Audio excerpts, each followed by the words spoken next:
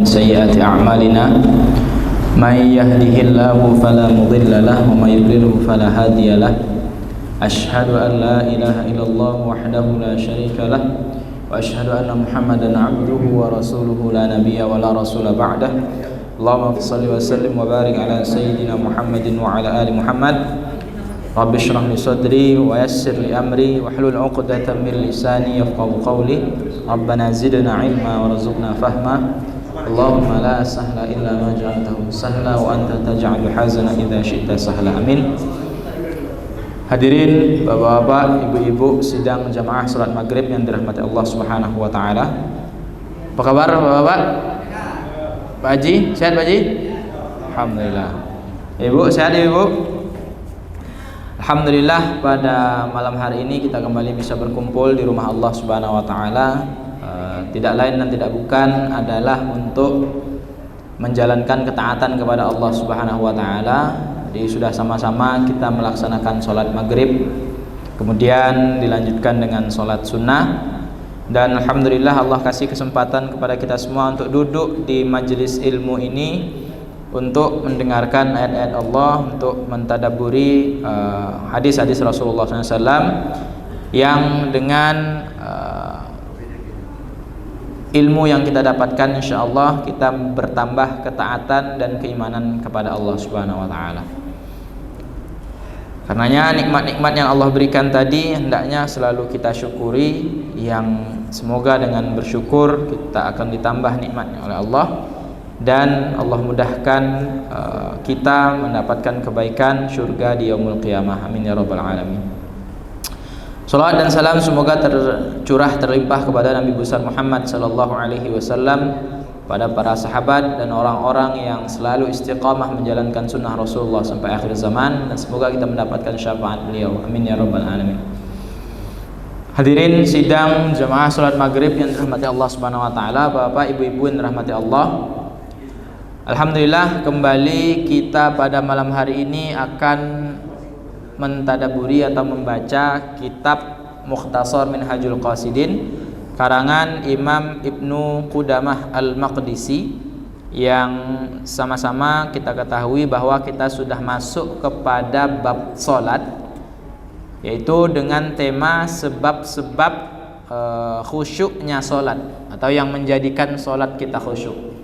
Di pertemuan sebelumnya kita sudah membahas bahwa di antara dua di antara tiga sebab yang beliau sebutkan di sini adalah yang pertama menghadirkan hati kita ke dalam atau ketika sholat, yang kedua adalah memahami apa yang kita baca di dalam sholat, dan beliau juga sudah menyampaikan cara-cara untuk menghadirkan hati kita di dalam sholat, yaitu dengan menyingkirkan penghalang-penghalang yang memutus fokus kita kepada Allah Subhanahu wa taala. Kalau itu penghalang itu zahir, maka kita singkirkan. Entah itu dengan menghilangkan apapun yang ada di depan kita, benda-benda yang mengganggu, suara-suara yang mengganggu, atau dengan memfokuskan pandangan kita ke tempat sujud dan lain sebagainya macamnya. Dan sebab-sebab yang batin yang menyebabkan fokus kita kepada sholat, di mana beliau menjelaskan ketika hati kita berpaling, maka kita fokuskan kembali kepada bacaan-bacaan sholat kita. Maka kita akan melanjutkan kepada sebab yang ketiga. Sebelum itu beliau mengatakan di sini sebuah pertanyaan yang disampaikan kepada seorang salafus saleh yang pertama, Amir bin Abdu Qais. Qila li Amir bin Abdi Qais, ya, ditanyakan kepada Amir bin Abdi Qais, hal tuhadditsuka nafsuka bi syai'in min umurid dunya fis shalah. Ya, Amir bin Qais ini pernah ditanya oleh seseorang, apakah engkau berbicara dengan dirimu di dalam sholat, artinya tidak fokus kepada Allah Subhanahu wa taala di dalam sholat. Maka apa jawaban Amir bin Abdi Qais atau Amir bin Abdu Qais? Li'an takhtalifal asinnah fi lian takhtalifal asinnah fiyya ahabbu ilayya min an ajida hadha. Ya. Amir bin Abdi Qais mengatakan anak panah atau ujung tombak berkelebat menusuk diriku, artinya beliau tertusuk anak panah atau tertusuk tombak, lebih beliau cintai daripada lebih beliau sukai daripada hal ini terjadi pada dirinya. Artinya Amir bin Abdul Qais mengatakan bahwa ketidakkhusyuan dalam sholat ini beliau sangat takuti. Bahkan beliau lebih baik ditusuk dengan tombak daripada beliau harus kehilangan fokus atau kehilangan khusyuk, atau sampai beliau berbicara dengan dirinya di dalam sholat, atau ya tidak khusyuk di dalam sholat. Kemudian beliau mengatakan, wa'lam anna qat'a hubbid dunya anil qalbi amrun sa'bun. Ya kan? Memutus perkara-perkara dunia atau memutus kecintaan terhadap dunia dari hati seseorang di dalam sholat itu adalah sesuatu yang sa'bun, adalah sesuatu yang sulit. Atau memutus kecintaan terhadap dunia yang kemarin sudah kita pelajari bahwa sebab kita itu belum bisa menghadirkan Allah di dalam sholat kita adalah karena masih terpaut hati kita dengan dunia, adalah sebuah perkara yang sulit. Ya, ini saya sampaikan kemarin juga. Wa zawaluhu bil kulliyah azizun, dan menghilangkan kecintaan di dalam dunia sama sekali dari diri kita ini azizun, lebih berat lagi, perkara yang berat. Falyaqa al-ijtihad fil mumkin minhu wallahul muwaffiq al-mu'in. Ya, kata beliau, maka yang bisa kita lakukan, ya kan, kalaupun memang kita tidak bisa menghilangkan kecintaan terhadap dunia, karena ini perkara yang sangat sulit, ya kan, atau menyingkirkan dunia dari dalam diri kita, maka yang bisa kita lakukan atau harus kita lakukan adalah berusaha, al-ijtihad, ya, berusaha terhadap sesuatu yang masih mungkin kita lakukan, ya, untuk menghindari kecintaan kita terhadap dunia. Dan inilah yang nanti akan berefek kepada sholat kita.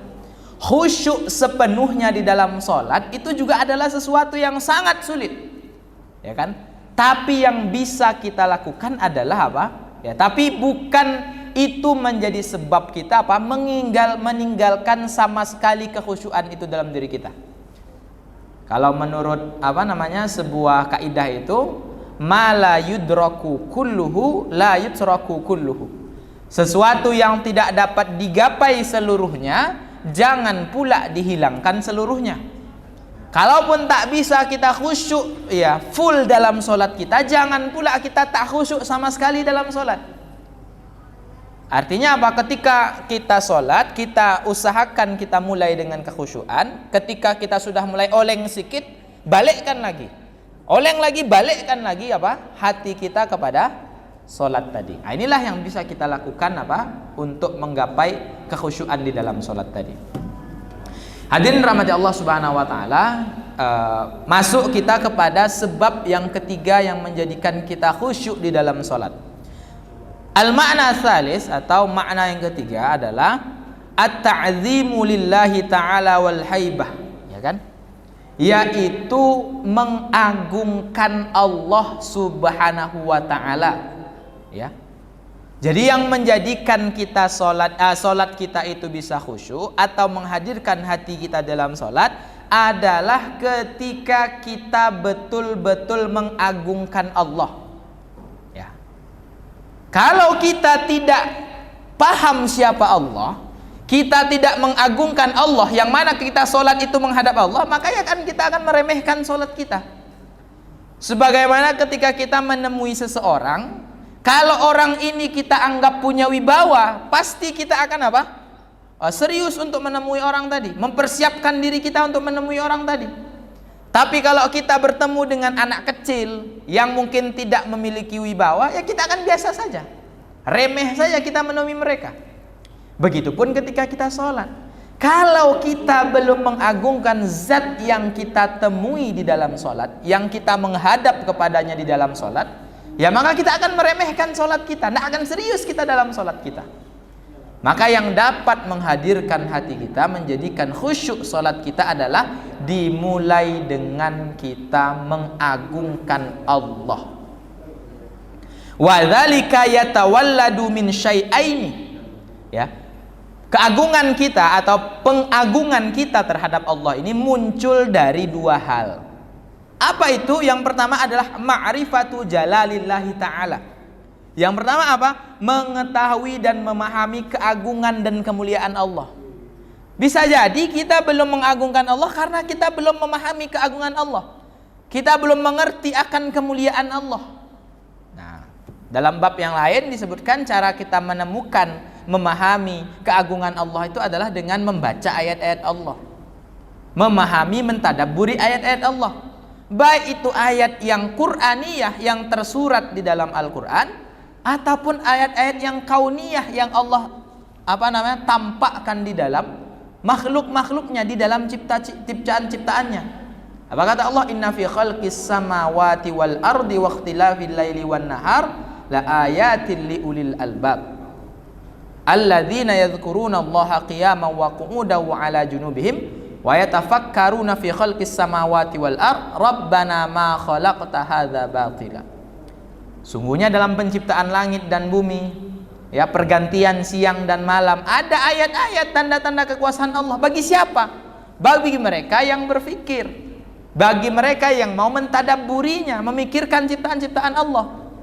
Siapa mereka? Mereka adalah orang-orang yang yadhkuruna Allaha qiyama. Mereka selalu ingat kepada Allah ketika mereka berdiri, ya, duduk, dalam keadaan tidur, mereka ingat kepada Allah Subhanahu wa taala dan mereka mengatakan apa? Rabbana ma khalaqta hadza batila. Ya. Ya Allah, sesungguhnya apa? Engkau menciptakan semua ini, ya, tidaklah batil atau memiliki manfaat, tidaklah sia-sia. Semuanya apa? Untuk apa? Subhanaka faqina adzabannar. Ya, untuk menunjukkan kemuliaan Allah Subhanahu wa taala. Atau wa ma'rifatu hiqaratin nafsi. Ya. Atau kita memahami kerendahan diri kita. Pengagungan terhadap Allah itu muncul dari pertama mengetahui keagungan Allah atau memahami rendahnya atau hinanya diri kita. Kalau kita tak paham akan kita ini rendah, kita masih merasa kita ini punya segalanya, kita masih bisa bergantung dengan diri kita, maka ya kita tidak akan pernah merasakan keagungan Allah Subhanahu wa taala. Wa annaha musta'badatun. Dan kita ini adalah hambanya Allah yang dipaksa untuk beribadah, mengabdikan diri kita kepada Allah Subhanahu wa taala. Fayatawalladu minal ma'rifatain, maka akan muncul dari dua kepahaman tadi, pengertian tadi tentang paham kepada keagungan Allah, kemuliaan Allah, atau memahami rendahnya, hinanya diri kita, al-istiqanah wal khusyuk. Ya, ketenangan dan khusyuk. Ya, atau ketaatan, kepatuhan dan kekhusyuan kepada Allah Subhanahu wa taala. Wa min zalika, yang kedua, kata beliau, agar kita bisa mengagungkan Allah Subhanahu wa taala atau menjadikan salat kita khusyuk adalah ar-raja. Adanya sifat roja di dalam diri kita. Fa innahu zaidun 'alal khauf, dan beliau mengatakan roja ini lebih kompleks daripada yang namanya khauf atau rasa takut. Apa itu roja? Roja itu pengharapan. Pengharapan kita terhadap pahala dari Allah, pengharapan kita terhadap keridhaan Allah, atau pengharapan kita terhadap surganya Allah Subhanahu wa taala. Sedangkan khauf adalah rasa takut kita terhadap azab-azab Allah Subhanahu wa taala. Beliau mengatakan, Imam Ibnu Qudamah, roja ini lebih kompleks daripada yang namanya khauf. Ya, fakam min mu'azzimin malikan. Ya, Betapa banyak ya ada beberapa orang-orang yang mengagungkan seorang raja, yuhabuhu li khaufi sututihi, ya kan? Ya, orang-orang yang ada betapa banyak orang-orang yang mengagungkan seorang raja yang dia takut akan kemarahan, kemurkaan raja tadi, kama yarju birrahu. Ya, mereka itu sebagaimana apa? Bersamaan dengan itu juga mengharapkan apa? Kebaikan dari raja tadi. Ya. Makanya apa? Yang ditekankan adalah apa? Sikap roja terhadap apa? Pahala dari Allah, kebaikan dari Allah. Karena roja tadi juga akan memunculkan khauf. Ya, artinya pengharapan agar tidak mendapatkan murka dari Allah Subhanahu wa taala. Kemudian dia mengatakan apa? Wal musalli, seorang yang salat, yang bagi ayyakuna rajian bi salatihi ats-tsawab kama yakhafu min taksirihi al-iqab. Orang yang salat hendaklah, ya dari perkara roja tadi, hendaklah dia mengharapkan balasan pahala dari Allah Subhanahu wa taala sebagaimana dia merasa takut akan hukuman dari Allah ketika dia lalai terhadap salatnya. Wa yanbaghi lil musalli ay yuhdira qalbahu inda kulli syai'in minas shalah. Hendaklah orang yang salat itu menghadirkan hatinya di setiap bagian-bagian dari salatnya, mulai dari azan sampai dari salam itu. Hendaknya apa? Bukan hanya berupa gerakan-gerakan yang nampak, tapi juga apa? Penghadiran hati di dalamnya. Fa idza sami'a nida'al muadzin, ya. Contohnya ketika mendengar azan dari muadzin, ya kan? Lil qiyamah, untuk mendirikan salat, wayashmiru lil ijabah, kemudian bergegas untuk menyambut panggilan azan tersebut, wal yanzur madza yujib, dan hendaklah dia apa? Memperhatikan apa yang patut dia persiapkan untuk salat itu.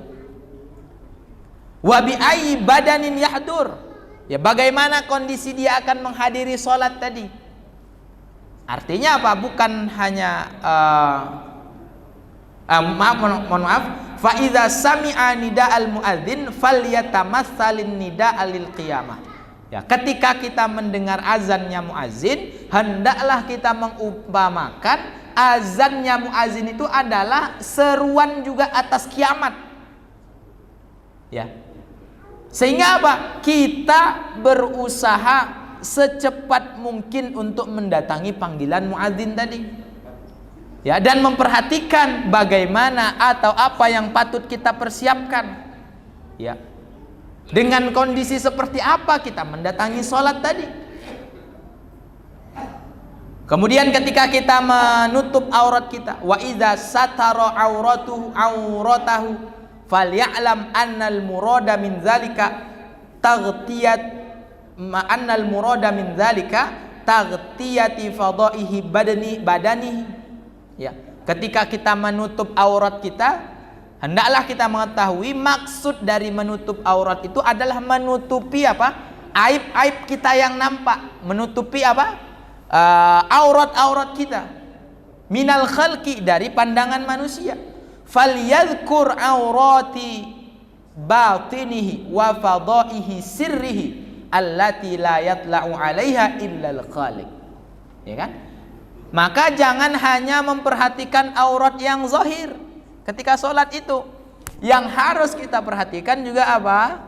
Ya, karena kehadiran hati tadi adalah bagaimana aurat kita yang tak nampak, aib-aib kita yang tak nampak, dosa-dosa kita yang semua itu tidak ada yang bisa melihat kecuali Allah Subhanahu wa ta'ala. Walaysa laha anhu satirun, dan tidak ada yang menutupi aurat kita yang tak nampak tadi. Apa? Dosa-dosa kita, perbuatan-perbuatan maksiat yang kita sembunyikan dari manusia. Wa annaha yukaffiruhan nadam, dan yang dapat menghapuskannya hanyalah apa? An-nadam, penyesalan. Wal haya, Kemudian apa? Al-haya, rasa malu. Wal khauf, dan apa? Rasa takut kepada Allah Subhanahu wa ta'ala. Alhamdulillah.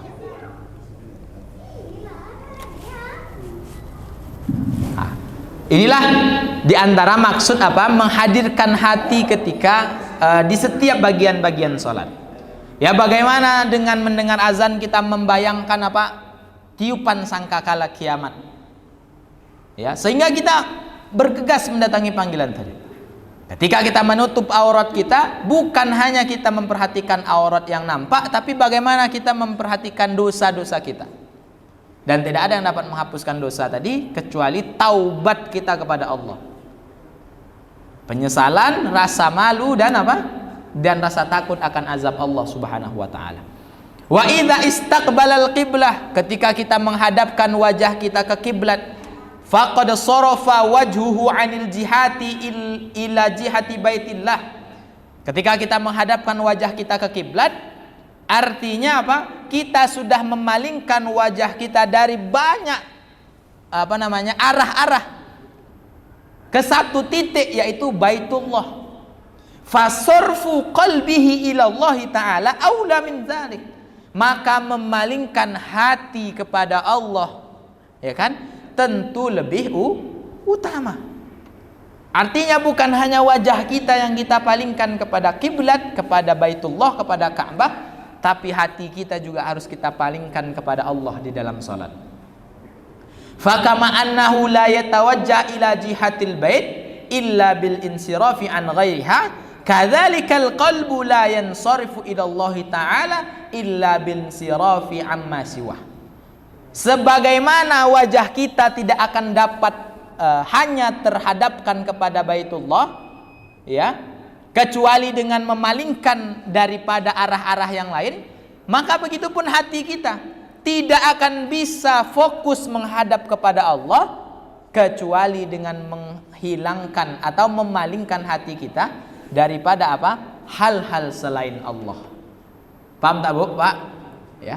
Artinya ketika kita memokuskan wajah kita ke arah kiblat, ya kan, dan itu tidak akan bisa kita lakukan ketika kita masih memalingkan wajah kita ke tempat yang lain. Kalau kita menghadap kiblat, ya maka kita tidak boleh menghadap ke samping. Tidak bisa kita menghadap ke kiri, menghadap ke kanan, menghadap ke belakang, menghadap ke atas. Maka begitupun untuk memalingkan wajah kita kepada Allah, tidak bisa kita melihat kepada selain Allah. Harus fokus kepada Allah.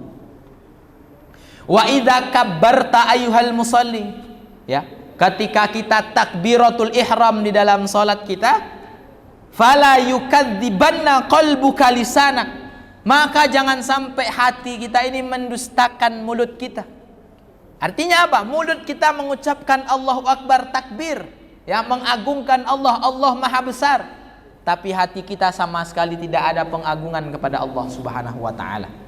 Li'annahu idza kana fi qalbika syai'un akbaru minallahi ta'ala faqad kadzabta. Karena ketika kita mengucapkan takbir Allahu Akbar, ya, Allahu Akbar itu artinya apa? Allah Maha Besar. Artinya tidak ada zat yang lain yang lebih besar daripada Allah. Maka ketika di dalam hati kita, ketika kita mengucapkan takbir tadi ada yang lebih besar dari Allah, sesungguhnya kita sudah berdusta dengan lisan kita. Atau apa? Atau hati kita sudah mendustakan apa yang kita ucapkan dengan lisan kita. Fahdhar ayyakunal hawa indaka akbar. Maka jangan sampai apa? Keinginan kita terhadap dunia, hawa nafsu kita itu apa? Lebih besar daripada Allah Subhanahu wa ta'ala, bidalili isarika muwafaqatihi ala ta'atillahi ta'ala. Tandanya apa bahwa hawa nafsu kita lebih besar dari Allah? Ya, ketika kita lebih menurutkan hawa nafsu daripada mentaati Allah Subhanahu wa ta'ala. Ya, maka apa? Hendaklah ketika kita mengucapkan takbir, bukan hanya lisan kita yang bertakbir Allahu Akbar, ya, hendaknya juga hati kita membesarkan Allah Subhanahu wa ta'ala dari sesuatu selain Allah, termaksud hawa nafsu kita keinginan-keinginan kita kepada selain Allah Subhanahu wa taala. Fa iza sta'adta, ketika kita berta'awud dalam salat kita. Karena salah satu sunnah dalam salat itu apa, Pak? Sebelum kita mulai masuk ke rukun bacaan-bacaan, kita mengucapkan a'udzubillahi minasyaitonirrajim. Ya. Apa artinya? Aku berlindung kepada Allah Subhanahu wa taala dari setan yang terkutuk. Maka kata beliau, ketika kita berta'awuz, ya, mengucapkan a'udzubillahi minasyaitonirrajim, fa'lam annal isti'adzah, maka ketahuilah sesungguhnya ta'awud, bacaan ta'awud yang kita ucapkan dengan lisan kita, hiya laja'un ilallahi ta'ala, itu adalah permohonan kita kepada Allah agar dilindungi oleh Allah Subhanahu wa taala. Fa idza lam talja' biqalbika kana kalamuka lagwan, maka ketika kita mengucapkan a'udzubillahi minasyaitonirrajim, tapi sebenarnya kita dalam hati tidak meminta pertolongan sama sekali kepada Allah, tidak minta perlindungan sama sekali kepada Allah Subhanahu wa taala, maka apa yang diucapkan oleh lisan kita adalah lahwun. Apa? Perkara yang sia-sia, perkara yang tidak ada maknanya sama sekali. Maka hendaknya apa? Ketika kita berta'awud, kita memang betul-betul, ya Allah, a'udzubillahi minasyaitonirrajim, ya Allah, lindungilah diriku dalam salat ini dari setan yang akan memalingkanku darimu, yang akan menggangguku dalam khusyukku dalam salat. Bukan hanya mengucapkan dengan lisan, tapi juga meminta betul-betul dengan hati kita. Kemudian apa? Wa tafhamu ma'na ma tatlu, hendaklah memahami apa yang kita ucapkan dari ayat-ayat Al-Quran. Ya, salah satu rukun sholat adalah membaca Al-Fatihah. Nah, ini penting ibu-ibu, bapak-bapak. Hendaknya kita memahami apa yang kita baca, arti makna dari Al-Fatihah yang kita baca dalam sholat. Wa ahdarat tafahum biqalbika inda qaulika alhamdulillahi rabbil alamin. Hendaknya apa? Hati kita betul-betul memahami makna alhamdulillahi rabbil alamin. Apa arti alhamdulillahirabbil alamin, Pak? Segala puji bagi Allah, Rabb semesta alam. Ya. Maka apa? Betul-betul kita memuji Allah dalam salat kita. Bukan hanya mengucapkan dengan lisan. Ya, tapi kita tak memuji Allah. Wastahdara lutfuhu inda qaulika ar-rahmanir rahim. Ya, hendaklah kita menghadirkan kelembutan Allah, kebaikan Allah, bagaimana sifat kasih dan sayangnya Allah ketika kita mengucapkan apa? Ar-Rahmanir Rahim. Apa artinya? Zat yang maha pengasih lagi maha penyayang. Jangan hanya lisan kita mengucapkan Ar-Rahmanir Rahim, tapi tidak menghadirkan kebaikan Allah, kelembutan Allah, bagaimana Allah memberikan nikmat kepada kita. Bahkan ketika kita bermaksiat pun Allah masih apa? Memberikan apa? Nikmatnya kepada kita. Renungkan itu dalam diri kita ketika kita mengucapkan Ar-Rahmanir Rahim. Wa uzmatihi inda qaulika maliki yaumiddin. Bagaimana kita menghadirkan di dalam hati kita pengagungan kita terhadap Allah ketika kita mengucapkan apa? Maliki yaumiddin. Allah adalah zat yang memiliki hari pembalasan. Ya. Takut kita, Pak, sama Allah. Ya, takut di hari pembalasan nanti apa? Kita mendapatkan balasan yang buruk dari Allah Subhanahu wa taala karena keingkaran kita, karena dosa kita. Maka jangan hanya lisan kita yang mengucapkan Maliki Yaumiddin, tapi tidak ada sama sekali rasa takut kita kepada Allah ketika kita mengucapkan hal tersebut, mengucapkan bacaan tersebut. Wa kadzalika fi jami'i ma tatlu. Begitupun dalam bacaan-bacaan yang lain. Ketika kita mengucapkan Iyyaka na'budu wa iyyaka nasta'in, ya Allah, hanya kepadamu hamba beribadah, hanya kepadamu hamba meminta pertolongan. Maka betul-betul hati kita, Pak, menjadikan Allah sebagai tempat kita beribadah. Tidak ada yang patut kita takutkan selain Allah. Tidak ada tempat kita meminta pahala selain kepada Allah. Wa iyyaka nasta'in, hanya kepada Allah kita minta tolong. Karena memang yang memberikan pertolongan hanyalah Allah Subhanahu wa ta'ala. Ihdinas siratal mustaqim. Jangan hanya lisan kita yang mengucap, ya Allah tunjukkanlah aku jalan yang lurus, tapi dalam hati kita tidak betul-betul meminta. Ya, hendaklah kita apa? Juga betul-betul meminta dengan hati kita. Ya Allah, dalam solat ini tunjukkanlah aku kepada hidayahmu, tunjukkanlah aku kepada jalan lurusmu, ya, jalan orang-orang yang telah engkau berikan nikmat sebelumku, bukan orang-orang yang engkau berikan azab, bukan orang-orang yang engkau murkai, ya Allah subhanahu wa ta'ala. Begitu Pak. Agar apa? Agar hati kita betul-betul hadir. Wa qad ruwina an Zurarah bin Abi Aufa annahu qara'a fi shalah. Ya. Diriwayatkan bahwa ada seorang salaf namanya Zurarah bin Abi Aufa. Annahu qara'a fi shalatin. Suatu ketika dia salat, Pak. Dia membaca bacaan fa idza nuqira fin naqur. Artinya apa? Ingatlah apa? Ketika hari di mana sangkakala ditiup. Ya kan? Artinya apa? Fa idza nufira fin naqur. Ingatlah ketika hari di mana sangkakala ditiup. Dia baca itu dalam salatnya, Pak.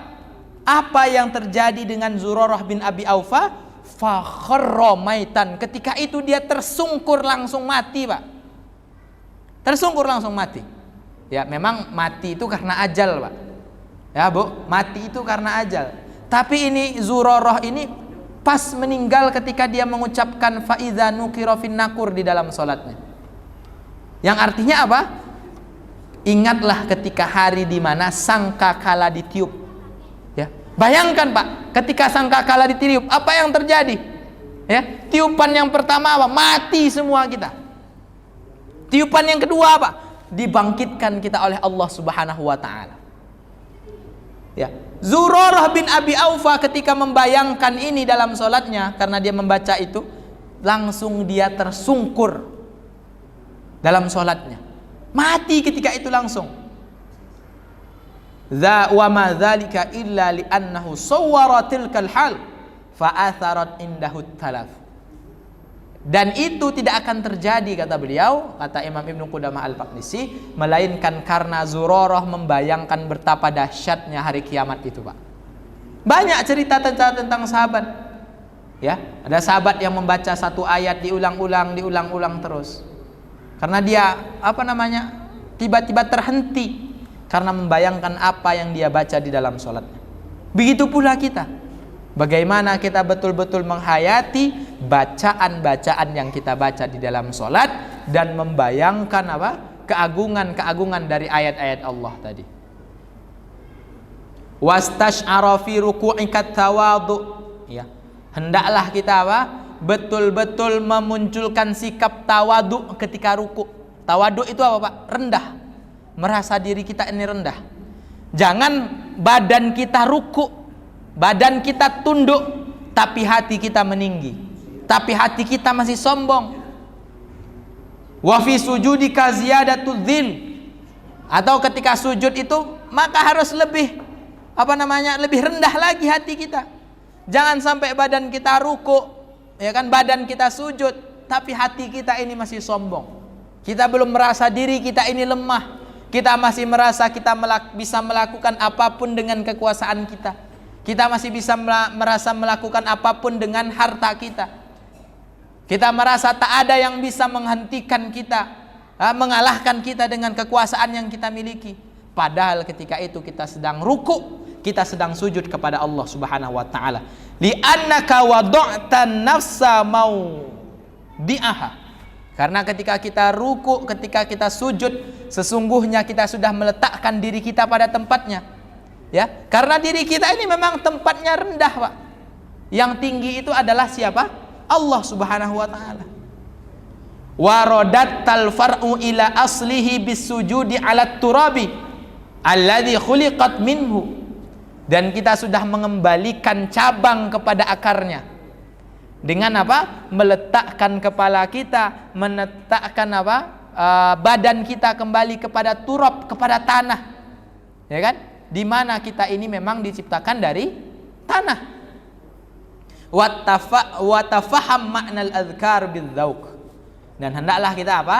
Memahami setiap zikir-zikir yang kita baca di dalam solat kita dengan penuh penghayatan.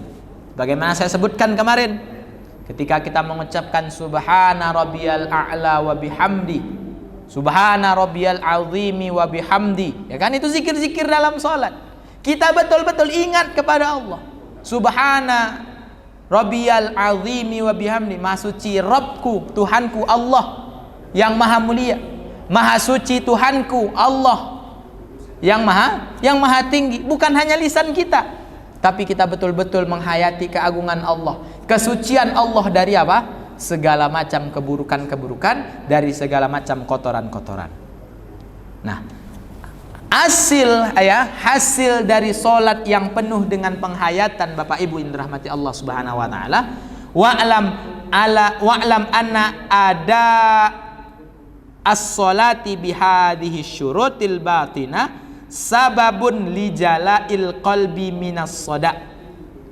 Ya, Bapak Ibu yang dirahmati Allah Subhanahu wa taala, melakukan solat, mendirikan solat dengan syarat-syarat batin yang telah disampaikan oleh beliau tadi, ya kan, adalah sebab-sebab bersihnya hati dari karat-karat. Apa Bu ayatnya? Ingat kita apa? Innas sholata tanha 'anil fahsya'i wal munkar. Salat itu menjauhkan diri kita dari apa? Perbuatan keji dan perbuatan mungkar. Kita tiap hari salat. Kita tiap hari salat, 5 waktu kita salat, bahkan kita tambah dengan salat duha, salat tahajud, salat rawatib, ya, sunnah qabliyah, ba'diyah, salat witir. Tapi kenapa diri kita belum terhindar dari perbuatan keji, belum terhindar dari perbuatan mungkar, ya kan? Masih berani kita memakan yang bukan hak milik kita, masih berani kita berdusta atas nama Allah, ya kan? Bisa jadi karena solat kita baru sekedar gerakan-gerakan dan bacaan-bacaan, ya. Belum ada hati yang hadir dalam solat kita, belum menghayati kita terhadap solat kita. Badan kita bergerak, ya, ruku, sujud, tapi hati kita sama sekali tak tunduk kepada Allah, ya. Lisan kita mengucapkan kalimat-kalimat pengagungan kepada Allah, tapi sama sekali apa? Hati kita tidak memahami kalimat-kalimat tadi, sama sekali tidak menghayati kalimat-kalimat tadi. Sehingga apa? Tujuan dari salat tadi tidak bisa kita capai. Wahusuli al-anwari fihi allati biha tatalammahu uzmatil ma'bud, ya kan? Dan dengan salat yang khusyuk yang tadi kami sebutkan, yang disebutkan oleh beliau, akan muncul cahaya di dalam hati kita, yang cahaya tadi dapat menunjukkan kita, yang mengarahkan kita kepada keagungan Allah Subhanahu wa taala. Wa ma yaqiluha illal alimun, yang mana, ya kan, pengagungan kepada Allah tadi tidak akan bisa didapatkan kecuali orang-orang yang mengetahui sebab-sebabnya. Fa amma man huwa qaimun bi suratis sholati duna ma'aniha, ya, penutup dari beliau, adapun orang yang melakukan salat, ya kan, dengan segala macam bacaannya, dengan segala macam gerakannya yang nampak tanpa penghayatan, ya, yang tidak ada makna-makna di dalamnya, fa innahu la yatlu'u ala syai'in min dzalika min dzalika bal yankiru wujudi. Salat yang demikian tadi tak akan mengarahkan kita kepada pengagungan kepada Allah, ya, bahkan dapat menyebabkan kita lebih jauh dari Allah Subhanahu wa ta'ala. Bapak Ibu yang dirahmati Allah Subhanahu wa ta'ala, inilah sebab-sebab khusyuknya salat. Ya, pertama hadirkan hati kita, ya. Kemudian fahami makna-makna dalam salat. Yang ketiga renungkan keagungan Allah Subhanahu wa ta'ala. 3 sebab inilah yang menjadikan salat kita khusyuk. Kemudian ditambah dengan bagaimana kita menghilangkan penghalang-penghalang yang akan mengganggu fokus kita dalam sholat. Kalau sholat kita sudah khusyuk, kata beliau, ya kan, apa yang kita dapatkan, yaitu apa? Tujuan-tujuan sholat, munculkan cahaya dalam hati, menghilangkan kotoran dalam hati kita. Bapak Ibu yang dirahmati Allah Subhanahu wa taala, kaji-kaji ini Bapak Ibu sebenarnya lah kaji tinggi. Kaji tinggi dalam menurut kami, maksud kami itu apa? Artinya sebelum ini, ya kan, apa yang harus kita perbaiki? Ya, bagaimana kita apa? Taat dalam sholat. Artinya kalau dengar azan kita berangkat. Bagaimana kita apa? Memaksimalkan waktu di awal waktu. Bagaimana kita sholat dulu, kemudian bagaimana kita sholat jamaah.